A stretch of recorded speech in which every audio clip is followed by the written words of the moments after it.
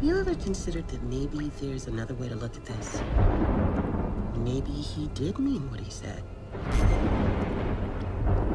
Maybe the deceit isn't what you think.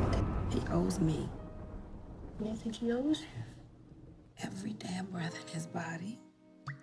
140 character description before Twitter upped their descriptions would be, to describe this movie would be, Mel stood by her man for 18 years, they divorce, and another woman reaps the benefits. That's an overarching general description. Yeah. While filming or making this film and writing this film, did you feel at any point that there might be some women in your past that might see this film and like, I kind of felt that way about Tyler? There are two. Yeah, there are two. There are two. There are two? There are two. Do you now empathize with them? Do you feel like, damn, that's horrible? It's done.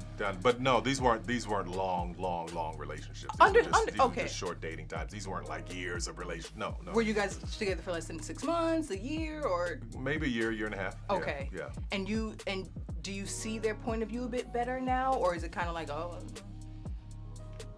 What? No. I just. But I wasn't him though. I wasn't. Okay.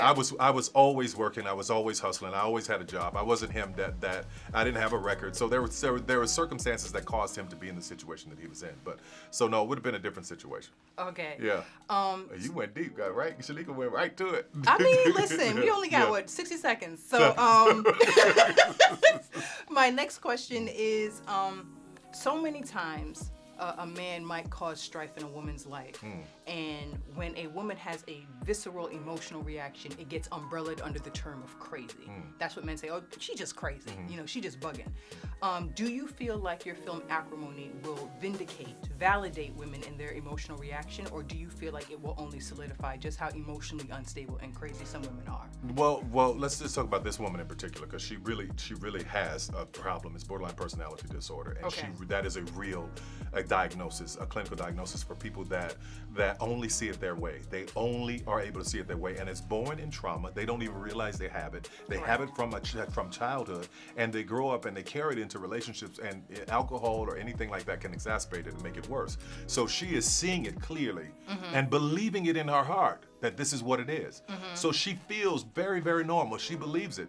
But that's why I want the audience to go on the journey, hear her side of the story, and then look at what happened and then make their own judgment, because I didn't want to paint a judgment either way. So when you look at the whole story, you be the judge of what happens. Yeah. And my last question is, Nina Simone is inducted into the Rock and Roll Hall of Fame this year, her and a slew of other artists. I wanted to know, why was Nina such an anchor in this film? And not just musically, but what was it about her? I was playing it when I was writing it, and her voice was just so haunting to me. I felt Did you just discover Nina? Oh, no, many years ago. And, Okay. she was the lead song of the opening of For Color Girls. But Nina, just the voice and her story was haunting me all through, because she's always in Melinda's head, because that was their music. And so she feels like another character in the movie for me. Yeah.